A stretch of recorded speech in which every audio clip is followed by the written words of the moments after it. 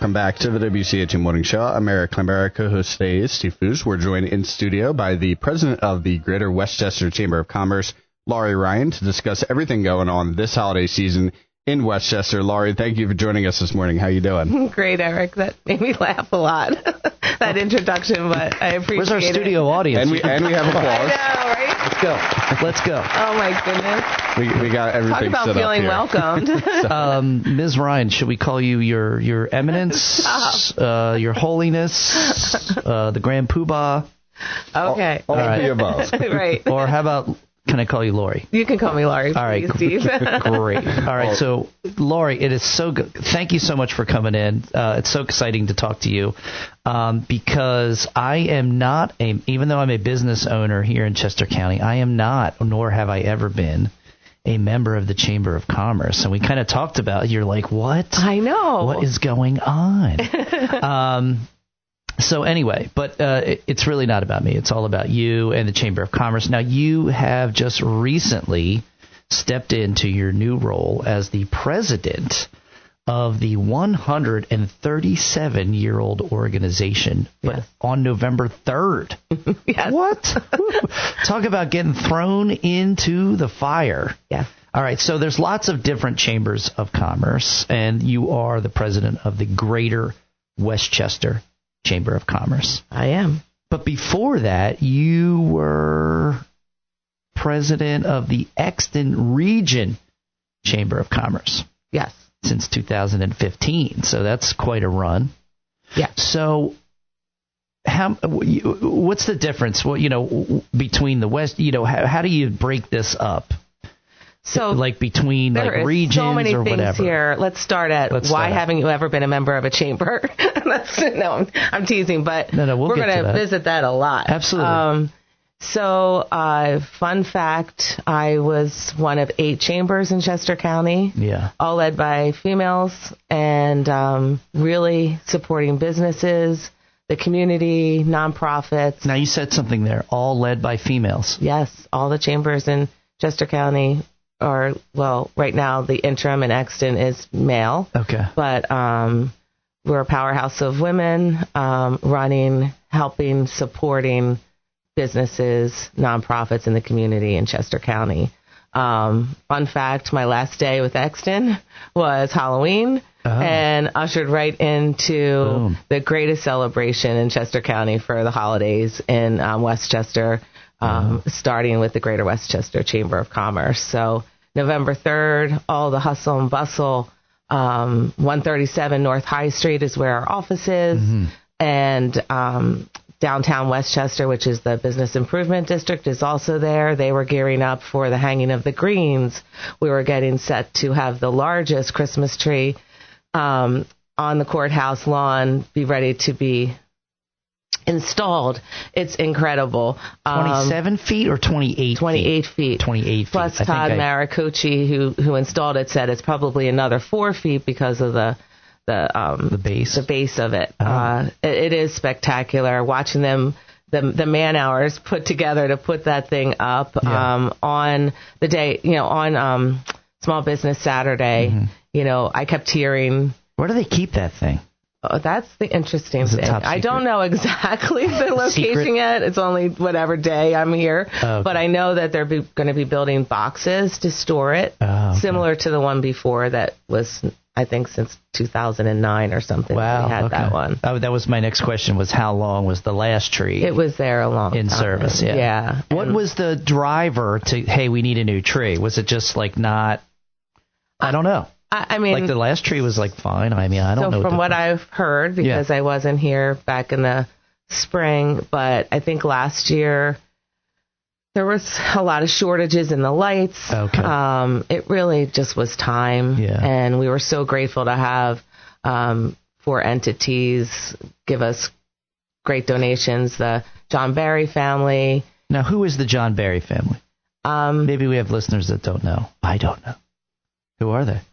They're just very great supporters of the community. Okay, here in the Bronx. And owners of property here. Eric, get on that. I want to have an interview with the John Barry family. Somebody representing the John Barry. Who are they? I'm trying. I'm trying to send them a thank you note, and I don't have their address yet. Oh. So, but and the West Foundation, the West Pharmaceuticals, the Eli Kahn and J Lo, they all donated to make this happen. Yeah. And perpetuate, forever until we need to replace it again. Oh, wow. Okay, cool. Yeah.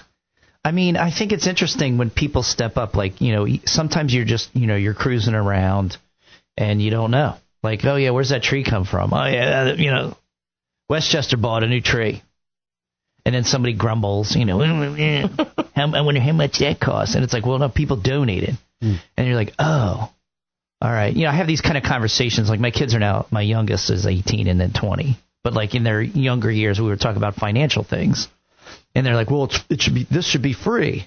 Or it's free. And I'm like, no, nothing is free. And I'm like, denoting something is free, you must also then say, well, there must be a value to it if now you're getting it for free. Mm-hmm. And if there's a value, well, then who's paying the price? And then it was like, this is my daughter was much younger. And she goes, well, I don't know, the government. I'm like, where do you think the government gets their money? Right. And they're like, well, I'm like, from me. I give them my money. In fact, they make me. They force me to give them their money. So it's like there's a lot of pieces to certain things like this, like putting on the parade, like this is no easy feat. And there's also so much need out there. And there are families and organizations that that's their mission, even as a family, like the John Barry family, to give back to the community. And that the fact that they've been able to support Westchester in this way is amazing. I think sometimes I really don't want to turn this into a poo-pooing on anything, but sometimes I think some people's perspective is like, man, this is what I need right now. When you are like, just surviving out there, whatever that looks like. And I think there's different levels of, feeling like you're just surviving some days, right? Mm-hmm. And then you see something like, the county got a new tree. Like I could use $100. But what is missing from that conversation that I think so many people miss is doing something like that attracts people. And I think this is sort of what we're going to get to. Maybe you could explain it better. Like, it's attracting people to an area that then brings in money to the area, and then how that affects an economy of an area. So, right now, it's not, I'm not handing you a sandwich, but putting up this big tree then brings in more like, oh, I want to go see the tree. Kids, let's go see the tree. And while we're seeing the tree, we're buying lunch at the local eatery, and we're getting some hot chocolate or coffee, or let's go take a picture. And then that business and those businesses, then commerce then becomes the thing, right? And because if you don't have commerce, people don't have jobs. Right. You don't have sandwiches. You don't have people able to give to the food cupboard, the food bank. And conversely, if nonprofits don't do well, businesses won't do well either. We all are an ecosystem working together. An ecosystem. And that's what the chambers really are about, making those connections so that for-profit who has an employee needs some help, we can connect them to the needs that they have. Yeah. If a nonprofit needs a new IT person, or they need to have some promotion on a local radio station, we can make those connections. I know a guy. I know, exactly. That was my line in my old job, is I have a guy for most everything, and chambers do. And why there are so many in Chester County is we are such a large geographic area, and we serve the needs of the individuals in that area. Yeah. And doesn't mean you can be in Exton and still belong to Greater Westchester. Yeah. You can belong to Southern Chester County. That's not the point. It's where you want to do business. But this is why we all exist, to be able to work together that way. Is there like a bigger organization that I'm just thinking, is there like, we are the Federal Chamber of Commerce? There is actually a U.S. chamber. And then each state has their like a state chamber. There is a PA chamber. And then we go by... There's a county. Philadelphia has a chamber. Chester County Chamber of Business and Industry. Yeah. They're more our advocacy arm in this area. They represent people all over the county. Okay. And then, each county, like Montgomery has a couple different chambers. Delaware County only has one. Okay.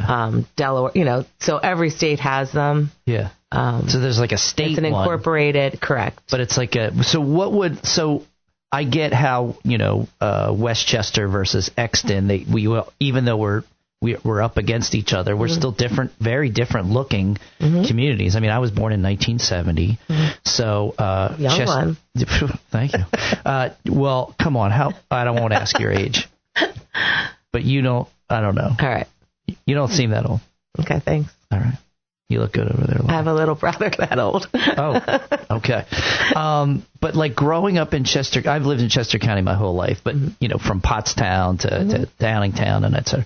So going up and down the Route 100, or as we say, Route 100 corridor. I mean, I remember I as a child I lived in Eagle, then I moved closer to Pottstown. So that corridor, that was like all farmland, and now it is like Exton, that ish, Lineville. That area is very different, vastly different. So I remember I grew up in Delaware County. I didn't move to Chester County till about close to 40 years ago, and I remember taking Route 30 to go cut down a Christmas tree, so I remember those days going up 100 to try to do that. So it's changed drastically. And right now I think it's been going pretty smartly. I know the mall plans have kind of gone away for the moment. Something needs to go there for the economic success of that area. Since you were the president of the Exton, what does that look like? Well, right now, or what did it look like? It looked really great. It was like a planned community, mixed-use community with housing, but I think that was the appetite for too much housing was the issue. I don't know specifically. I mean, you've got a big footprint there. Huge footprint. And infrastructure kind of already in place. There's no place to really they wanted like a little amphitheater to be able to have kind of shows things. There really is no place to have a parade, or a concert, or anything like that. There's beautiful parks in that area, but they're not really set up that way. And people want to be able to walk to the Whole Foods and go to Mainline Health and go to the library and just live in and be able to be right there. So I think it's that small town feel. People are searching. I talk about it all the time on the radio. One of my phrases I say, a gazillion times is that, scaling up is not always the thing. Like, we're very tribal. Like our technology, our evolution hasn't caught up with our technology. Right. Like I think that, I wish I could remember, you hear these things and then you're like, oh, that's a really good point. I remember the thing, but I don't remember all the. See, we get along. I get that all the time. All the citing of things, but it's like we tend to do best with like 120 relationships.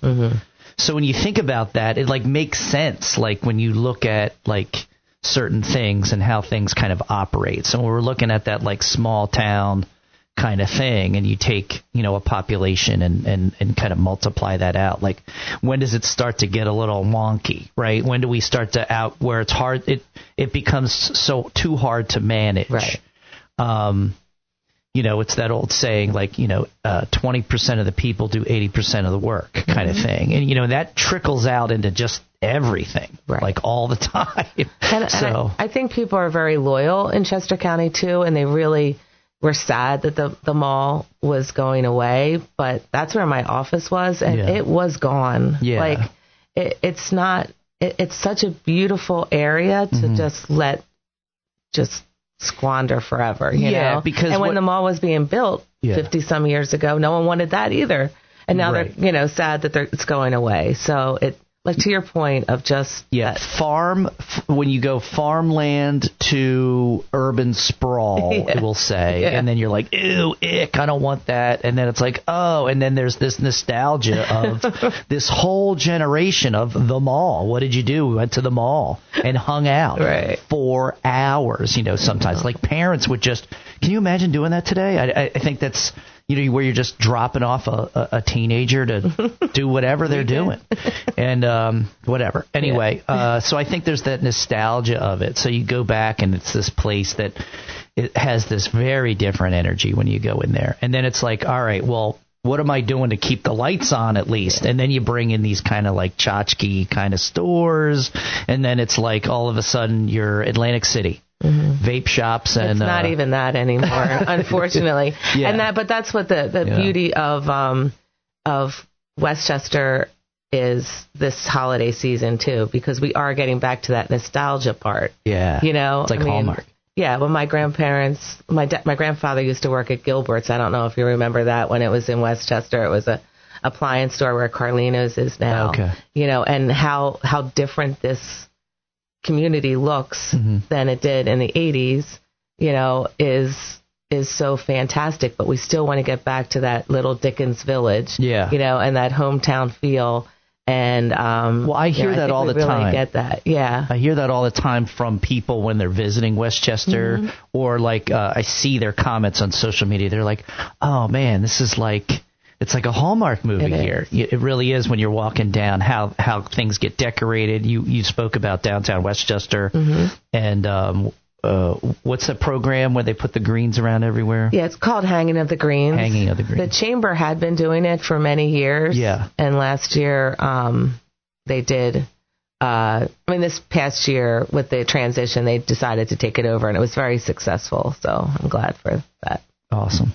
And Laurie, sticking with, we mentioned with downtown Westchester, first off, I just wanted to congratulate you on another great parade. As far as this parade, and we'll get to what's going on ahead, but as far as the parade, what stood out to you most about this year's parade? First being, the first time you're being the Chamber's president here. Well, thank you for asking that, Eric. But because every past president had called me and said, "Oh my, you're going to have the parade," and I was like, well, you know what?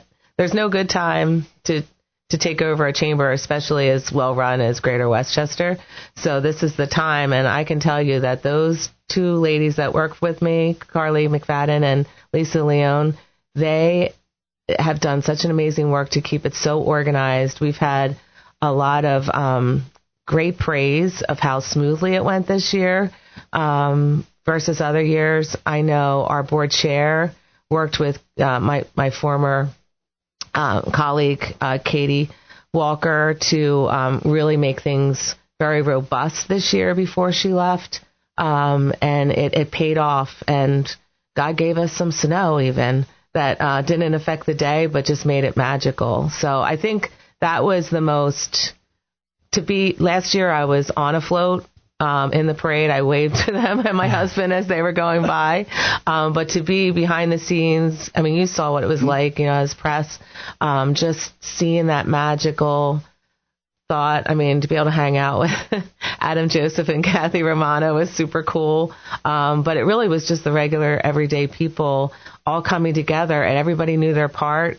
And people are like, "Oh, we're going to do this different next year." And it just made me feel so proud and excited to be part of this moving forward. And it really was well organized and even very, very well attended, despite it being very cold. It was very cold, but the attendance was great. It was my first time, so I was really excited to go and had a great time. And continuing on to that, I know that you also wanted to talk about this year's marching band and float winners. Yes, I do have them. So it was very hard because there were some excellent entries, and even just the excitement of the ones that were in high production were really great. But at the end, Lasco Products, I think they were closer to the end of the parade too. So they were standing out in the cold a lot longer than a lot of people. They were the best commercial entry. The best nonprofit was the Westminster Presbyterian. They had the choir singing and everything, which was really cool. The bands, I'm a band mom. I live and breathe bands. I hope my grandkids do that someday. But my son went to Westchester East, played in the band there. So the Westchester Area School District for the first time had a combined band of all three schools. They even got their own uniforms for it. They won first place. And then we also had Easton. I just want to give a shout out to them. They traveled very far, very large band did a great job with all their excitement. They came in second, and then the Downingtown Blue and Gold Band, of course, always performs beautifully. We did give the favorite performance voted was the Brian Borough Pipes and Drums. They were so excited, too, to be recognized in that regard. So it really was fantastic. And, of course, it's always a tie for the best float in the parade, which is the Santa Treehouse World float, also sponsored by Landmarker Lane. And gotta say, I love the Westchester University Incomparable Golden Rams band. I mean, I think Adam was like trying to look around me because I'm like, the whole time, jumping up and down. But so it was really exciting. Yeah, the band always does a great job. I know that they were at the Rose Bowl, I think it was last year, and the Eagles games. Yeah, so I know. They always do a great job. Yeah. So appreciate the shout outs there. And now that the parade's over, I know you guys have a lot coming up with the Lights Up holiday weekends. You want to expand on that? Oh, yeah, sure. So this week we is really kind of the culmination, but every weekend we have Santa on the fire truck traveling around. We had a really cool toy drive yesterday. I mean, this isn't about the Lace Up. I'm just trying to explain. WSFS does a toy drive for 17 years. We had more toys than ever donated.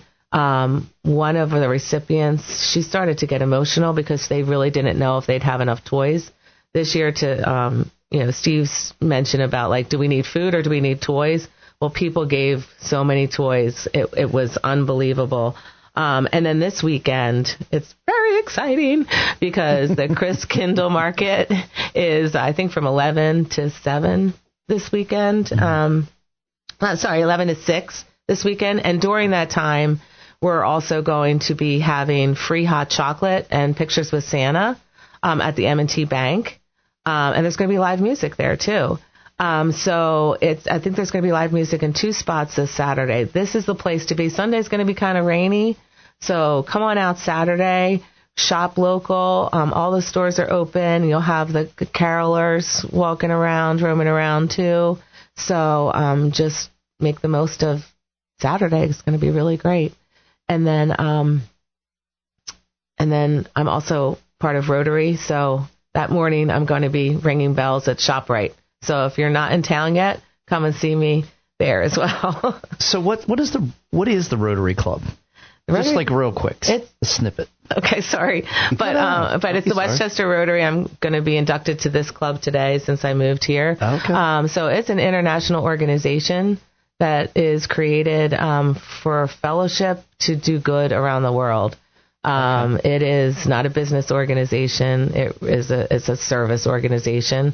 And running chambers for the past 10 years, I realized that I asked for volunteers because that's what I didn't mention about the parade, the number of volunteers that were standing in there cold, wet, not wet, but and still had that energy. Mm-hmm. So that's why I wanted to join the Rotary because that's the one way I can give back when I'm asking for people to help me all the time. So yeah, and I know they ran and we participated the chili cook-off. I know they don't do it anymore, but they did that for a long time. They still participate in it, so they do a lot of great work.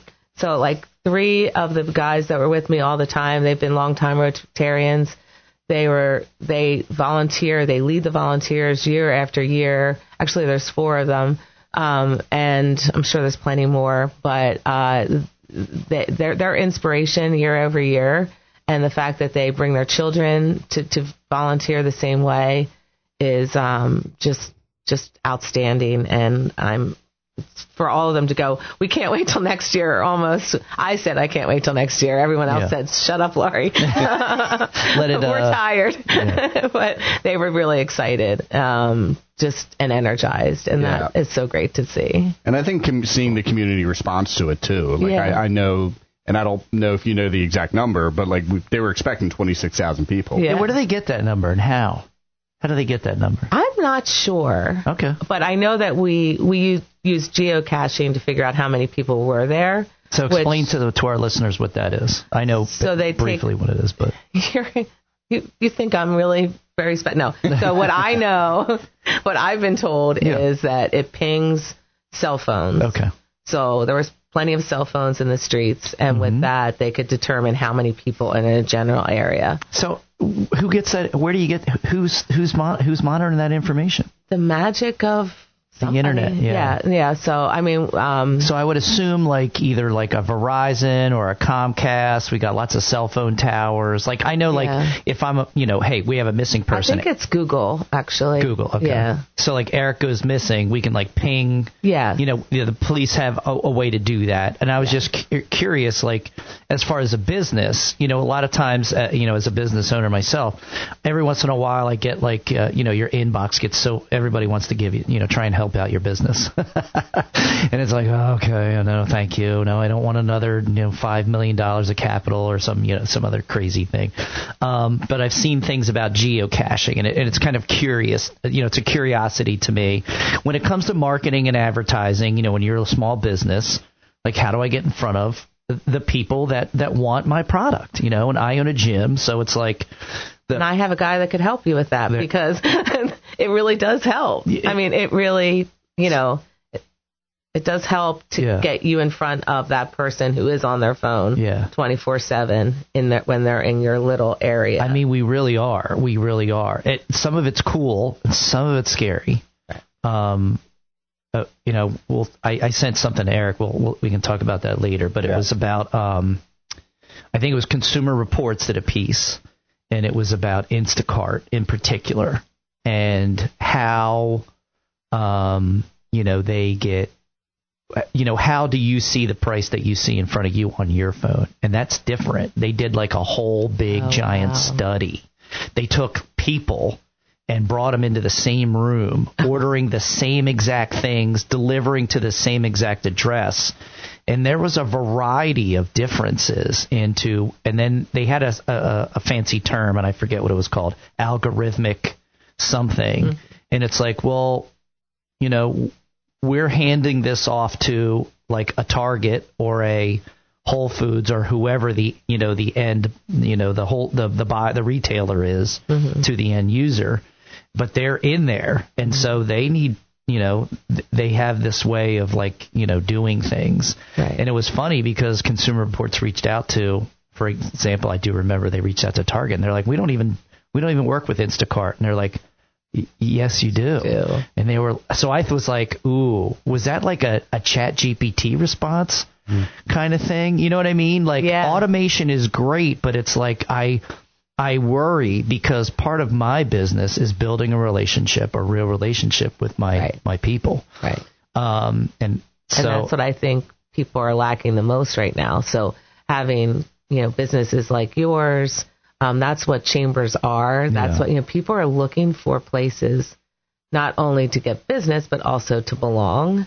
And, you want to be a real person and talk to a real person. Correct. And I get it that, like you're trying to make things efficient. Like, I thought this was interesting. I went to a bank that I recently got a business loan from. I will not mention the bank. The customer service guy in the bank did a great job.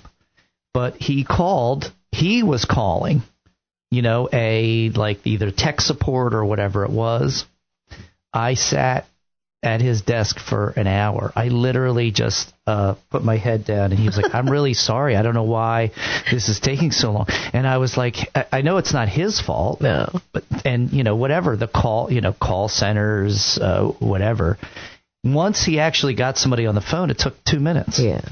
But I just thought it was interesting. I've had a similar experience with a large communications company where, part of it was my fault. I forgot to do something, and it was like I was trying to rectify a situation.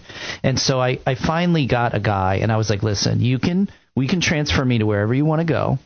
I was like, but what I don't want to do is I don't want to have to tell this story again. I have told you what the problem is. I don't want to have to tell it to 10 different people. Because we have computers, right? If I'm in this studio, Eric can literally text me and say, hey, Laurie wants a drink of water, and so I know the story. Right. I don't need to then, hear it again. And this gentleman, wherever he was from, I said, I don't want to tell my story again, and you cannot get off the phone with me you must conference me in. Do not just like transfer me to somebody else, because I've already done that. Right. And this guy, by the end of the conversation, several hours we went through where he was getting the runaround from people. That's amazing. And he was like, he was like, what is going on? And whenever you call a customer service line, what are they always saying? This call may be monitored for, They don't. So I guarantee somewhere I am a part of a training. Yeah, you are. This guy was getting, hey, this is, Bob, and I'm here with Mr. Wakefoos. He's a customer, and this is the problem. And, oh, yeah, you got to do this. No, I've already done that. I've already spoken to that person, and they said I need to talk to you. And, well, no, I see everything looks fine here. And it's like, no, you're just trying to, so it's part of that whole kind of relationship, I think, that, like when you talk about the store you were mentioning. Mm-hmm. What was the store called again? It was where Carlino's was? Oh, Gilbert's.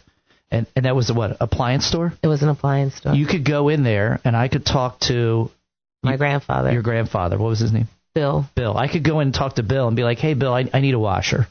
I only have this much money. These are the things. And he would know about washers. Right.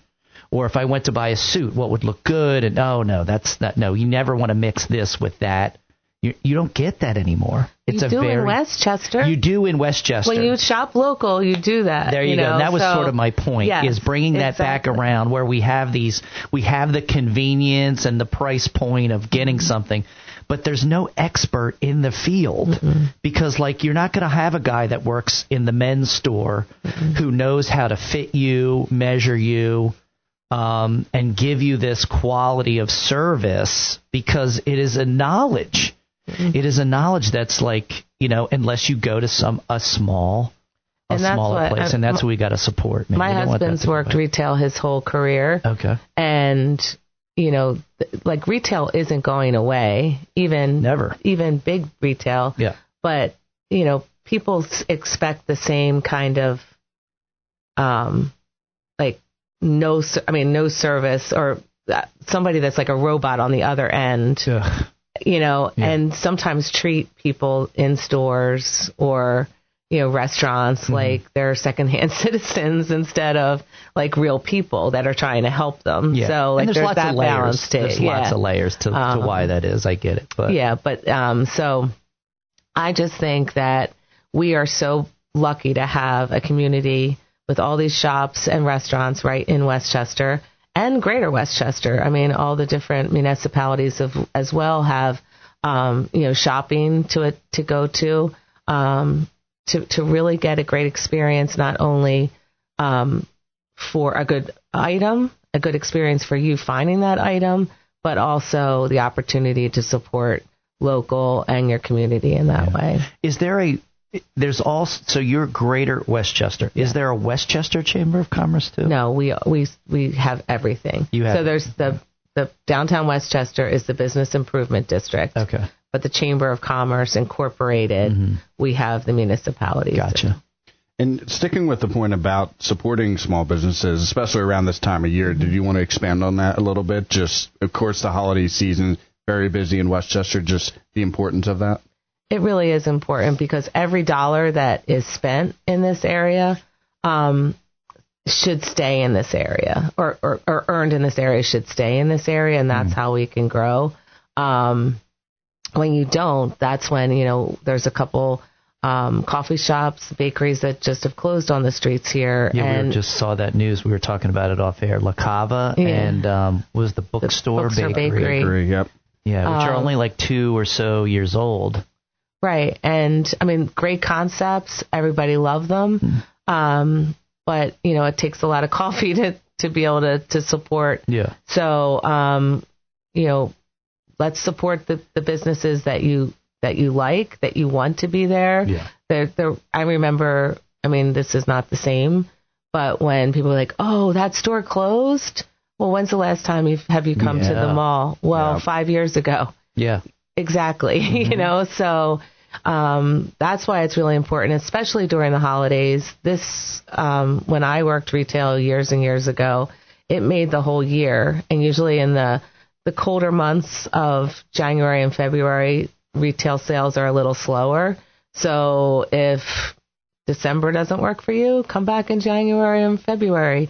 The stores are still there. They're still going to have the great people, the service, the food, but make it a nice holiday season also by shopping the next couple weeks before Christmas and then afterwards before the new year. Saying all the stores look great right now with everything lit up in Westchester. I see it every morning because I'm in before 7 o'clock and it looks great. Even the first day of the Lights Up weekend, it was raining and I was walking on Gay Street and I was like, this is so magical, you know, and now ever since then, and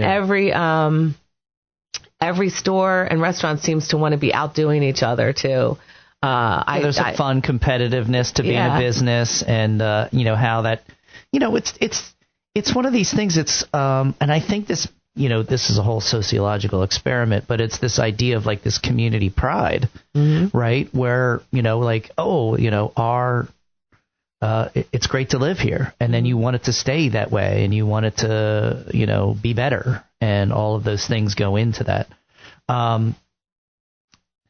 So I open up a business. What's the Greater Westchester Chamber of Commerce going to do for me?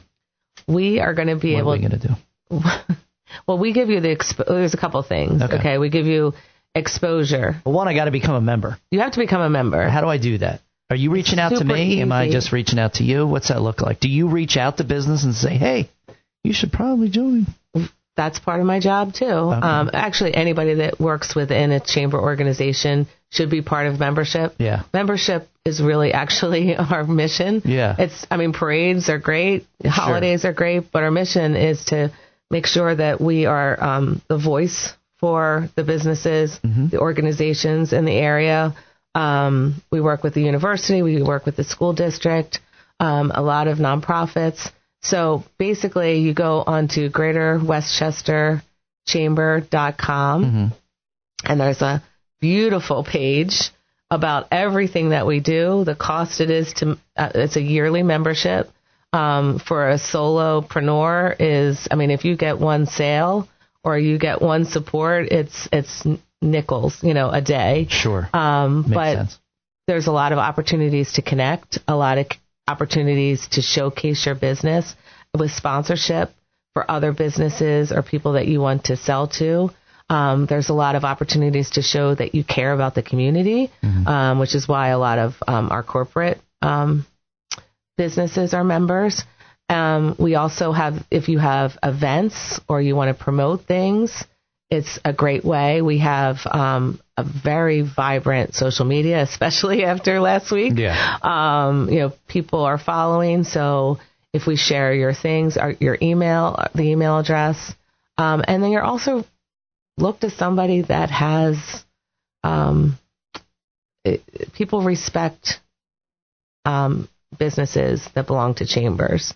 There has been. You're not some shady guy in the alleyway, right? Correct. You're a member of the Chamber of Commerce, and you care about the community. Yeah. You get that sticker on your wall, and people know that you're somebody good. So nice. And there's a place to just work with people too, do things together, volunteer, give back. We do a lot of different things for different people. Yeah, I often say collaboration is our superpower, right, as human beings. And what better way than when you're surrounded with like-minded people and you're with everybody with good intent, much more so, like, taking back our, doing things, cleaning up your own backyard, so to speak, and all that kind of stuff. So, so what's the next big project on your table, El Presidente? So we have, so this is where the fun part happens, because just seeing what's I've been learning as we go. We haven't just done the parade the past month. Sure. But it's really planning out next year, seeing what events and activities and collaborations worked in, which we still need to either elevate or do away with. Really look at more committees, see how we can be more, there's some opportunity to support some of the nonprofits in this area, make those connections with the businesses. So there's just a lot of strategic planning work that we're going to be working on the next couple months, and really fleshing out our offerings of programs and events. So, like, what kind of programs does the chamber offer? Like so the university supports our business leaders in the know. Our first event will be in January, the end of January. I think it's the 22nd. What's that? It's a breakfast on the economic impact going on right now. So there's that one. We also have our annual board meeting that's open to all our members, where we'll be re-inducting all of our board members, making a couple changes to our bylaws. We are a not-for-profit, so we do have bylaws. We do operate, by rules. them. Mm-hmm. And then we have programming for women. It's called a Women Roundtable. The first one that we're planning right now is in February, and that's going to be on women's health throughout the ages, so from young to. I should probably be involved in that. I know. Well, you could. I could be a guest speaker. Not this one. But anyway, and then we have a really robust next gen group. That's interesting. Yeah, I've seen that on social media. Yeah. And can you tell us a little bit about that? Well, I'm not young, but they are a great group of people. And it's not really, I've worked with young professional groups before, which was under 40. Mm-hmm. This has nothing to do with age. It has to do with where you are in your career. So it's really a way for them to get engaged with the chamber, do things that they want to do, not somebody else's planning for them. Yeah. I shouldn't say them, but when I would plan things, I said, well, what would the young professionals want? Yeah. And someone my age would say, well, that doesn't make sense. Yeah. And I was like, well, are you 25? Right. So how can we make that decision? So just like for an example, we should do a networking event. Oh, let's have a pancake breakfast. And they're like, what? No. And they might want to do a pancake breakfast now because they remember when they were in high school, but I don't know. Right, yeah. We have to ask everybody, on that. So it's going really well. Carly McFadden has been spearheading that. I think I got to speak to her Friday. She's you should interview her next. Yeah. You have to get John Sirach because he's waiting. The board chair from John Sirach Catering. Yeah, last year I said, hey, come on in. He's like, yeah, no problem. Then we just never really connected to get him in here. So and he's a sponsor. And he is a sponsor here of the station for sure. Yeah. So anyway, my whole thought is that we don't want to be a chamber that just disappears as people retire. Yeah. And when individuals feel like they're part of something, that's when we can continue to grow. Nice. So I love that the next gen is there. And Laurie, I just had one more question. Sure. Steve, if you had anything else, feel free to add. But the last question I had was, as far as the Chris Kendall Market and everything going on upcoming, where can our listeners find the full schedule of holiday events? Sure. You can either look at downtownwestchester.org, I think it is, and greaterwestchesterchamber.com, and also all of our social media. So either Instagram or Facebook. They're all there. If you want to sign up, Steve, for our email addresses, emails, they're always in there too. But for this weekend, that's the best way to go. Steve, anything else to add? I do. I had listen. Well, it's sort of a pitch, but not really. We talked about something else that we had to dig into. But I saw this just the other day, and I thought it was such a great thing because I run into this all the time. I hate our disposable society. Mm-hmm. I hate that I have a thing that something is broken in it, but for all other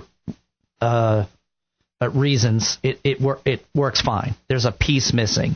But now we've gotten into this, well, it's cheaper to just throw it out and buy a new one kind of thing. But that doesn't seem very responsible to me. Like, instead of just throwing stuff out when we can, kind of recycle, reuse. I found about this on social media, and I don't know where it's in the Midwest somewhere. But I thought, what a great idea. It's run by what's called scarce.org. Mm-hmm. They run a thing called Repair Fair. Mm-hmm. And what this is, it is repair experts, but they're mostly niche things that you don't, are how am I going to kind of aged out a little bit, let's say. So, for example, they have lamps and light fixtures. It's all, imagine like a farmer's market, but I'm a repair person. Oh, my God. So lamps and light fixtures, kitchen knife sharpening, crystal glassware porcelain repair, handheld tool sharpening, costume jewelry repair modifications. And they had a seamstress, like she set up shop with like two, with a sewing, a sewing machine. And they're like, hey, I just need a quick repair. And they're like, yeah, like you pay. I think how it works is you pay a fee to get in. Right. And then people are charging whatever they charge. But it is this kind of what we were kind of talking about earlier, this idea of I'm an expert in the thing. Yeah. But the thing is kind of niched out and people are like, not thinking about it. So one, it's like the older population, like maybe senior citizens or retired people. They don't want a full-time job doing this, but it's like kind of like, how they do the artisan exchange by Levante. You come in, there's a special thing to set up this thing in this space, and you come in and like I would love to go get my knife sharpened. I had a fan that I wanted to fix, and it's missing this part, and I just I don't want to throw the whole thing out because it's like this metal $200 fan thing. What was it called again? So it's called Repair Fair. Okay. And it's run by this organization is called Scarce.org, S-C-A-R-C-E. That is such a great idea. I mean, I know that there are organizations that will fix your appliances. Sure. And stuff like that. This is a little different. But they won't fix them for you, but they'll fix them and resell them or something like that. Yeah. A lot of the townships have. Sure. This is awesome. That's such a great idea. Yeah, I don't, there's the person that, the shoe stuff, that's a little different. But like these small little kind of shops, one, it brings attention to maybe I do have a vacuum cleaner repair. You know what I mean? I know somebody that can sharpen your knives, too, fix it's like a simple fix kind of thing, jewelry repair. That's so cool. I found it and I thought, what a cool idea, because there's people that do stuff kind of hobby-ish. And even if you already have a store like that, to have a place where people will know where you are then, so that you can. Yeah, and it's sort of like this, like I said, like sort of this flea market-ish kind of idea where you come, we're setting up shop here for the weekend. That's very cool. I thought it was really cool, so I thought it was a neat idea, but thought I'd run Thanks for sharing. By the grand poobah of the Greater Westchester. Well, listen, is there anything you want to leave us off with? Any big thought? I think we covered a lot of ground. We covered a lot more than I thought we were, so that's great. I just hope you come and see us on Saturday. Please come by 2 to 4 to get the hot chocolate at M&T Bank, which is right near the beautiful tree. So, and then you can head down the way and another block, and you'll be at the Chris Kindle Market. Yeah. I'm going to be married 6 years, so I have to find something with iron, made out of iron, for the 6th anniversary on December 31st. So just trying to get some of my cute, fun gifts for the holidays. So that's where I'll be after 4, too. So hopefully people can come out and see us. I think there's photos going on there as well. Photos with Santa. And then I believe... And it's the Santa that's in the truck. Yeah. And it's also the Santa that was on the float, the treehouse float. He's the real Santa. So. Oh, you know what? I did see. I have squirrel brain. Look, squirrel. I saw somebody on, I think, your Facebook page, the Greater Westchester Community Chamber of Commerce page, and something about the parade. They're like, why don't we stream it? Now, I know when QVC was kind of doing things that they would broadcast it. That was before COVID, actually. Yeah. So that's always something that is considered every year. Yeah. What's the big hurdle to that? I'm just curious. There's obviously something. That's not on my radar yet. Yeah. But I know that that's something I want to discuss at the wrap-up meeting for next year. Yeah. We read them as well.